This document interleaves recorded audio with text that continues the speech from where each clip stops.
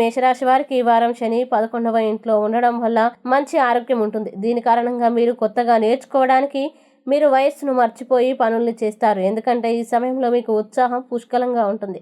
ఈ కారణంగా మీరు మీ వేగవంతమైన మరియు చురుకైన మనస్సుతో ఏదైనా సులభంగా నేర్చుకోగలుగుతారు. అలాగే ఈ వారం ప్రారంభంలో మీ జీవితంలో అన్ని రకాల ఆర్థిక ఇబ్బందులు తొలగించబడతాయి.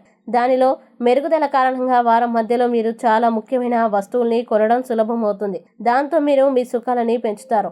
అలాగే బంధువుల యొక్క చిన్న సందర్శన మీ జీవితంలో చాలా విశ్రాంతిగా ఉంటుంది.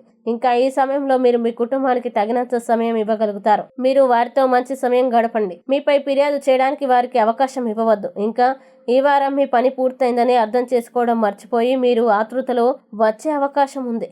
అలాగే ఈ సందర్భంలో మొత్తం పని పూర్తయిందని మీరు సంతృప్తి చెందేలోపు ఏదైనా సమస్యలు వస్తాయి. మీరు మీ పత్రాల్ని సీనియర్ అధికారులకి ఇవ్వకుండా ఉండాలి. ఇందుకోసం ప్రతి పత్రాన్ని తిరిగి తనిఖీ చేయడం మంచిది. ఇక మేషరాశి వారు ఈ వారం చేయాల్సిన పరిహారాలను గనక చూసినట్లయితే ప్రతిరోజు 11 సార్లు ఓం మంగళాయ నమః అని జపించండి. అలాగే ఈ వారం మేషరాశి వారికి అనుకూల తేదీలు గనక చూసినట్లయితే వీరికి 25వ తేదీ చాలా మంచి రోజు. ఈ తేదీలో ఏ పని ప్రారంభించినా సరే మంచిది.